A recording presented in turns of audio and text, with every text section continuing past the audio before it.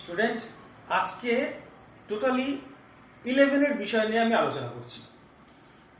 বিষয়টা হচ্ছে আফবাউস principal. Aufbau কোন সায়েন্টিস্টের নাম কিন্তু নয়।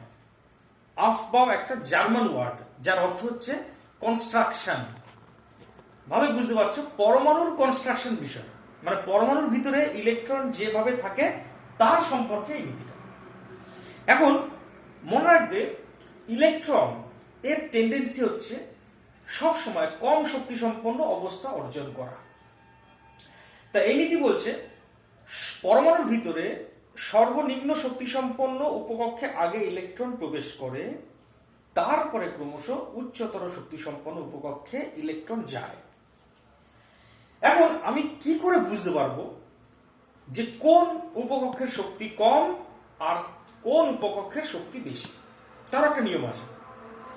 এই নিয়মটা বলার আগে তার আগে নীতিটা আমি আরেকবার বলছি, তোমরা লিখে নাও। আফবাউয়ের নীতিটা কি? নীতিটা আরেকবার রিপিট করছি, লিখে নাও। পরমাণুর ভিতরে প্রথমে সর্বনিম্ন শক্তি সম্পন্ন উপকক্ষে আগে ইলেকট্রন প্রবেশ করে, তারপরে ক্রমশ উচ্চতর শক্তি সম্পন্ন উপকক্ষে ইলেকট্রন যায়। এটা হচ্ছে নীতি। এখন আমি কি করে বুঝতে পারবো যে কোন উপকক্ষের শক্তি কম আর কোন উপকক্ষের শক্তি বেশি? সেটা নির্ধারিত হয় যে কার শক্তি বেশি আর কার শক্তি কম, সেইটা নির্ধারিত হয় n প্লাস l এর মানের দ্বারা। যে উপকক্ষের n প্লাস l এর মান কম তার শক্তিও কম, আর যে উপকক্ষের n প্লাস l এর মান বেশি তার শক্তিও বেশি। অর্থাৎ কোন একটা উপকক্ষের এনার্জি প্রপোর্শনাল টু তার n প্লাস l এর মান। যেমন একটা উদাহরণ দিয়ে বলি, মনে করো তোমার কাছে আছে 2s এবং 3p উপকক্ষ। এখন এই দুটো ক্ষেত্রে n প্লাস l এর মান বার করে দেখি। দেখো 2s উপকক্ষের জন্য n এর মান কত হবে? n এর মান হচ্ছে 2। এই যে প্রথমে যে সংখ্যাগুলি থাকে এগুলি হচ্ছে কক্ষপথের সংখ্যা, ঠিক আছে? কক্ষপথের সংখ্যা মানে ক্যাপিটাল N। আর l এর মান কত হবে?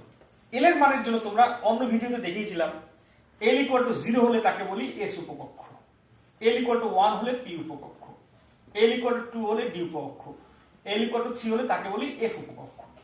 তাহলে দেখো তো s উপকক্ষের জন্য l এর মান কত হবে? 0। তাহলে আমি n প্লাস l এর মান কত পেলাম? খেয়াল করো তো, 2। একইভাবে 3p উপকক্ষের জন্য n প্লাস l এর মান কত? l এর মান তো বুঝতেই পারছো 3, প্লাস p উপকক্ষের জন্য l এর মান কত দেখো তো 1। তাহলে কত হচ্ছে? 3 প্লাস 1 মানে 4। এখন দেখো তো 3p আর 2s এর মধ্যে কার n প্লাস l এর মান কম হলো? 2s এর। তাই ইলেকট্রন আগে 3p তে যাবে না, কোথায় যাবে? আগে 2s এ। সরি, তাহলে 3p এর আগে ইলেকট্রন কোথায় গেল? খেয়াল করে দেখো 2s এ, কারণ তার n প্লাস l এর মান কম। এই বিষয়টাকে আমি একটু আরো বড়ভাবে আলোচনা করছি, বিস্তৃতভাবে আলোচনা করছি। মনে করো আমি কয়েকটা উপকক্ষকে পরপর সাজাচ্ছি, লিখছি 1s। প্রথম কক্ষে তো একটাই উপকক্ষ 1s, ঠিক আছে? আচ্ছা, এইখানে লিখলাম 1s। দ্বিতীয় কক্ষের উপকক্ষ আছে 2s, 2p। তৃতীয় কক্ষের 3s, 3p, 3d। চতুর্থ কক্ষের 4s, 4p, 4d। এইভাবে পরপর আছে, 4a এইভাবে আছে। আমি এদের প্রত্যেকের ক্ষেত্রে n প্লাস l এর মান বার করব।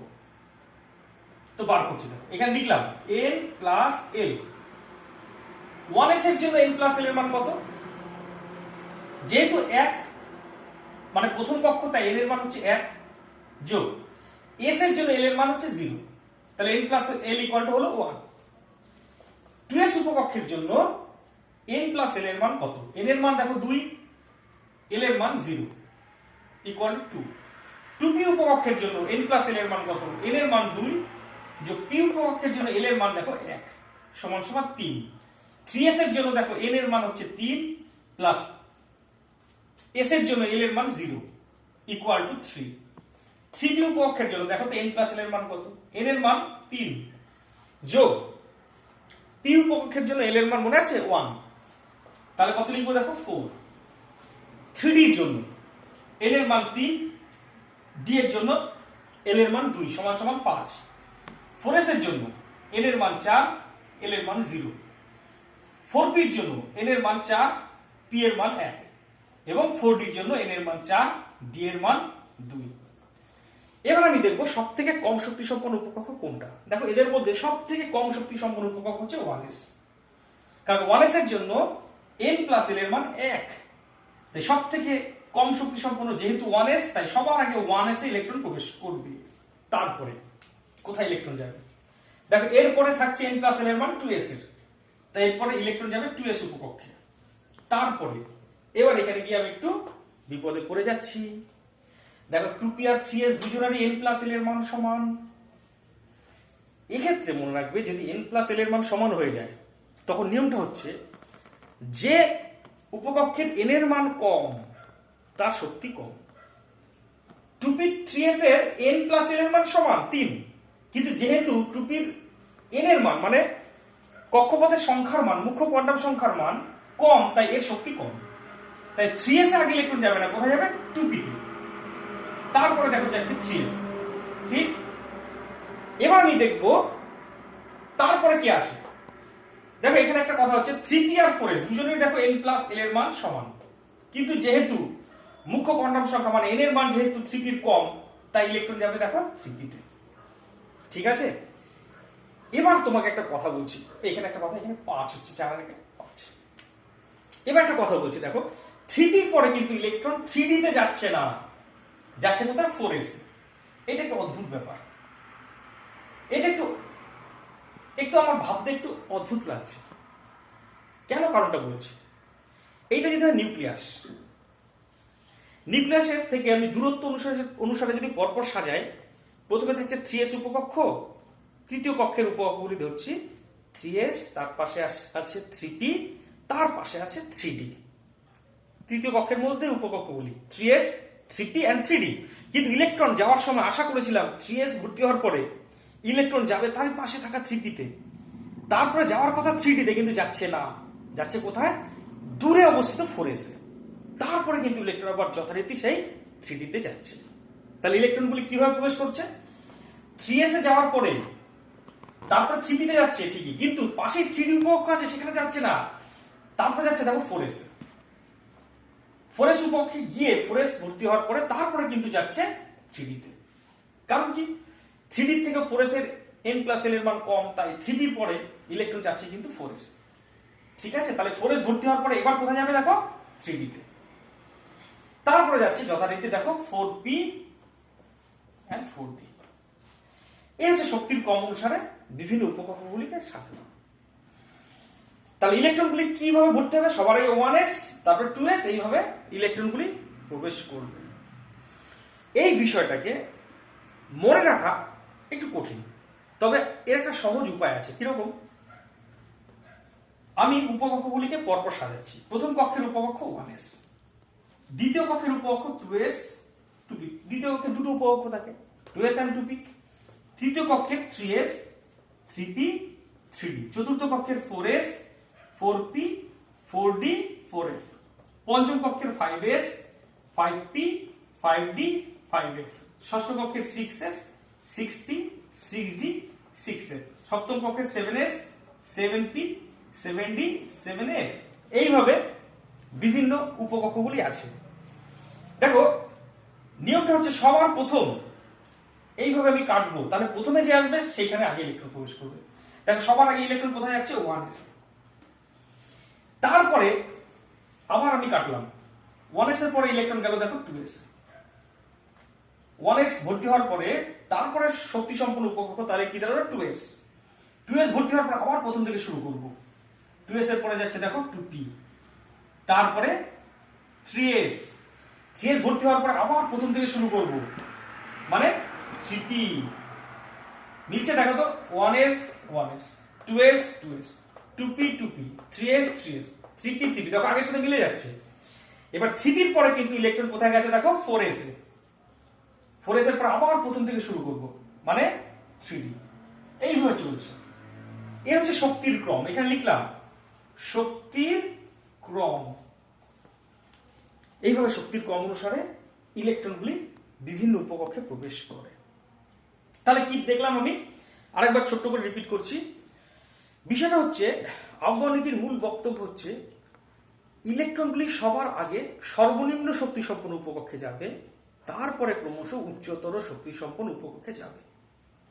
এখন আমি কিভাবে বুঝবো কোন উপকক্ষের শক্তি কম আর কার বেশি? সেটা বোঝার একটা নিয়ম হচ্ছে, যার n+l এর মান কম তার শক্তি কম।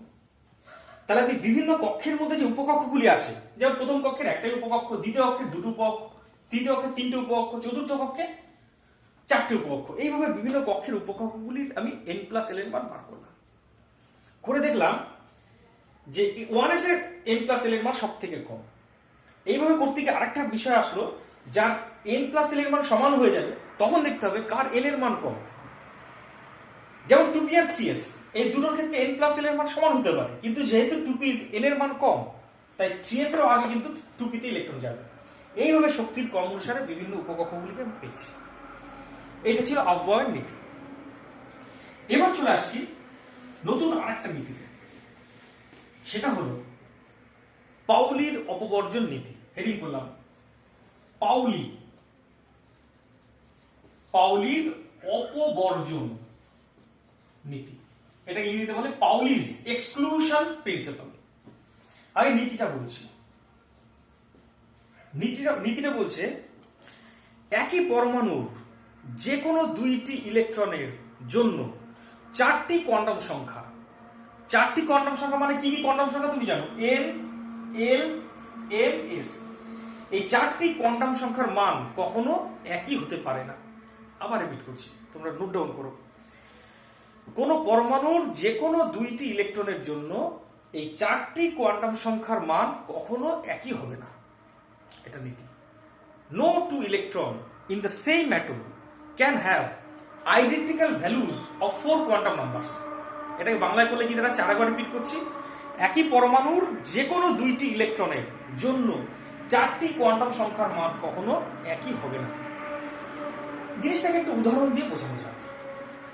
তো এখানে আমি লিখলাম এক্সাম্পল, উদাহরণ। মনে করো হিলিয়াম পরমাণুতে টোটাল দুইটি ইলেকট্রন থাকে। তাহলে সেই দুইটি ইলেকট্রন কোথায় যাবে? 1s উপকক্ষে। তুমি জানো s উপকক্ষে একটাই অরবিটাল থাকে। p উপকক্ষে কটা অরবিটাল থাকে তোমার জানা আছে, এগুলো অন্য ভিডিওতে বলেছি। p উপকক্ষে 3টি অরবিটাল থাকে, d উপকক্ষে 5টি অরবিটাল থাকে, এবং এক একটা অরবিটালে কটা করে ইলেকট্রন থাকে? দুটো করে, এটা তোমার জানা।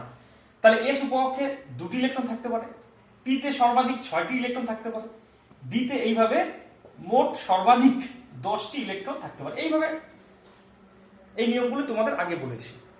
তো যাই হোক, এখন আমি পাউলির অপবর্জন নীতির একটা উদাহরণ দিচ্ছি। সেখানে আমি দেখলাম যে হিলিয়ামের দুইটি ইলেকট্রন, তাহলে সেটা কোথায় থাকবে? 1s উপকক্ষে। তার মধ্যে কটা অরবিটাল আছে? একটাই অরবিটাল। সেখানে দুইটি ইলেকট্রন কিভাবে থাকবে? একটা যদি ঘড়ির কাঁটার দিকে ঘোরে, অপরটা ঘড়ির কাঁটার বিপরীতে ঘুরবে। এখন পাউলির অপবর্জন নীতি বলছে এই দুইটি ইলেকট্রনের জন্য চারটি কোয়ান্টাম সংখ্যার মান কখনো একই হবে না। এবার সেটাকে আমি এক্সপ্লেন করে দেখাচ্ছি কেন একই হবে না। আমি এইভাবে চারটি ঘর কাটলাম, n, l, m, s, এই চারটি কোয়ান্টাম সংখ্যা। এটা হচ্ছে মুখ্য কোয়ান্টাম সংখ্যা, মানে একটা পরমাণুর চারপাশে থাকা কক্ষপথের সংখ্যাকে এর সাহায্যে প্রকাশ করা হয়। এলটা হচ্ছে গৌণ কোয়ান্টাম সংখ্যা, এটার সাহায্যে একই কক্ষপথের মধ্যে যে উপকক্ষগুলি আছে তাদেরকে প্রকাশ করা হয় এল এর সাহায্যে। আর এম হচ্ছে কি? এমটা হচ্ছে ম্যাগনেটিক কোয়ান্টাম নাম্বার বা চৌম্বকীয় কোয়ান্টাম সংখ্যা।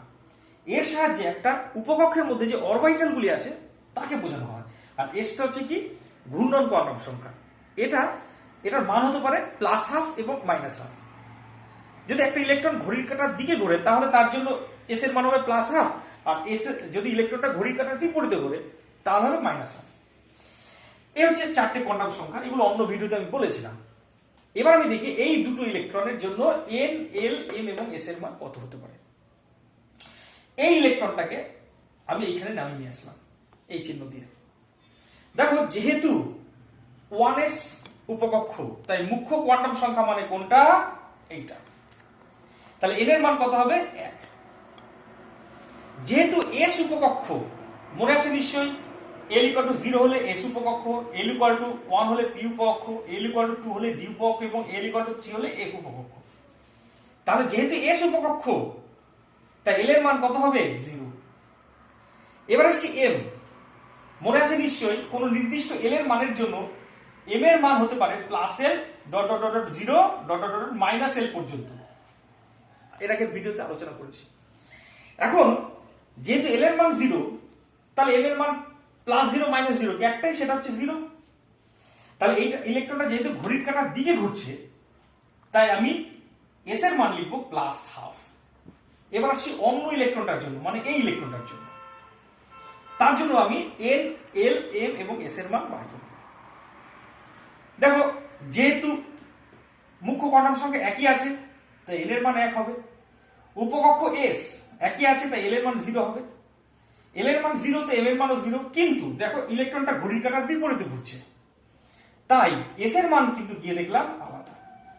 তাই দেখলাম যে যদিও বা এই দুইটি ইলেকট্রনের জন্য এন, এল, এম এর মান একই হলো, কিন্তু দেখো গিয়ে এস এর মান আলাদা হয়ে গেল। এর জন্য বলছে কোন একটা পরমাণু, হিলিয়াম একটা পরমাণু, তার যে কোনো দুইটি ইলেকট্রনের জন্য 4টি কোয়ান্টাম সংখ্যার মান কখনো একই হবে না। যদিও বা 3টি কোয়ান্টাম সংখ্যার মান এক হলেও 4র্থ কোয়ান্টাম সংখ্যার মান কিন্তু গিয়ে আলাদা হয়ে যাবে। এইটা ছিল পাউলির অপবর্জন নীতি। এবার আরেকটা নীতি পড়ে থাকলো, সেটা হচ্ছে হুন্ডের সূত্র। তাহলে এখানে হেডিং করলাম হুন্ডের সূত্র। হুন্ডের সূত্র। দেখো, বিজ্ঞানী হুন্ড যা বলেছিলেন সে নীতিটা আমি আগে বলছি। এখানে লিখলাম নীতি। দেখো, তার আগে আমি একটা কথা বলি। মনে করো এটা হচ্ছে পি উপকক্ষ।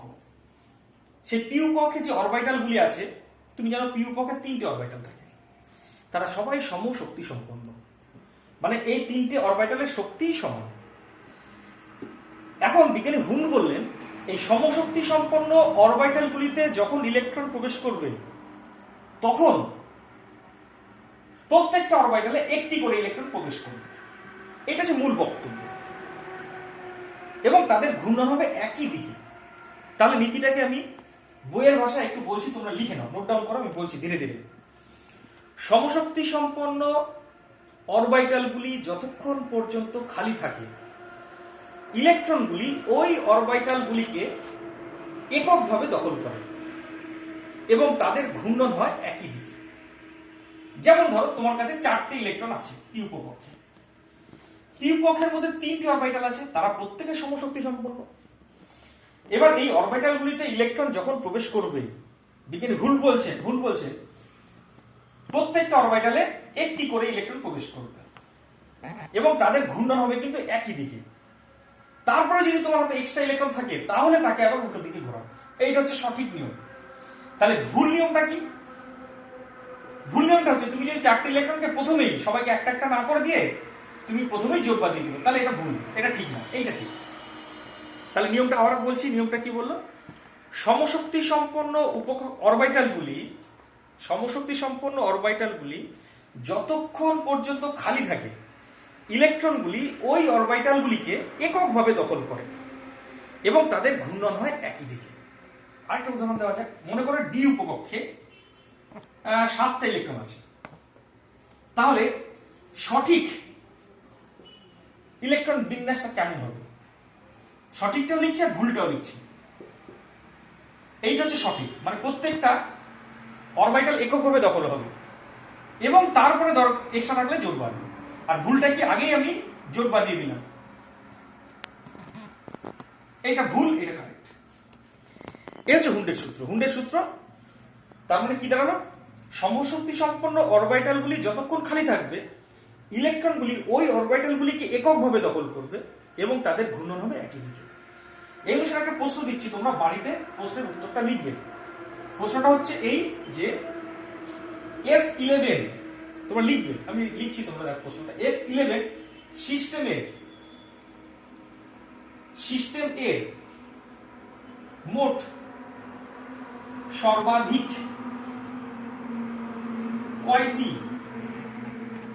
ইলেকট্রন এর ঘূর্ণন ঘড়ির কাটার দিকে হতে পারে, এটা হচ্ছে প্রশ্ন।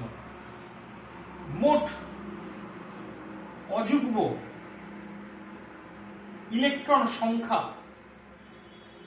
কত? মোট অযুগ্ম ইলেকট্রন সংখ্যা কত? দুটো প্রশ্ন এখানে। F11 সিস্টেমের মোট সর্বাধিক ঘড়ির কাঁটার দিকে ঘুরে এমন ইলেকট্রনের সংখ্যা কত, আর এখানে অযুগ্ম ইলেকট্রনের সংখ্যাই বা কত? যেহেতু F উপকক্ষ, দেখো এখানে 7টি অরবিটাল, 7টি অরবিটাল, তাহলে হুন্ডের নিয়ম অনুসারে প্রত্যেকটাকে একটা একটা করে দিয়ে যাও। 3, 5, 6, 7, এবার আরো ইলেকট্রন আছে 4টে, তাহলে এবার আমি যোগ বাঁধাবো। তাহলে প্রথম অংশের অ্যান্সার হচ্ছে মোট ঘড়ির কাঁটার দিকে ঘূর্ণন সম্পন্ন ইলেকট্রনের সংখ্যা কত হবে? 7টি। আর অযুগ্ম ইলেকট্রন কটা হবে? দেখো অযুগ্ম ইলেকট্রন দেখো 7, 8, 9, 10, আর একটা আছে, তাহলে মোট দেখো অযুগ্ম ইলেকট্রন কটা হচ্ছে? 3টি অযুগ্ম ইলেকট্রন। ঠিক আছে, ঘড়ির কাঁটার দিকে ঘূর্ণন সম্পন্ন ইলেকট্রনের সংখ্যা 7টি এবং অযুগ্ম ইলেকট্রনের সংখ্যা 3টি। তো এই হচ্ছে আজ পর্যন্ত, এখানে এই ভিডিওতে শেষ করলাম। নেক্সট ভিডিওতে সব থেকে ইম্পর্টেন্ট বিষয় পরমাণুর ইলেকট্রন বিন্যাস সম্পর্কে আলোচনা করবো। ক্লাস 11 এবং 12 সব থেকে ইম্পর্টেন্ট বিষয়, ওটা মিস করবে না কেউ। ঠিক আছে।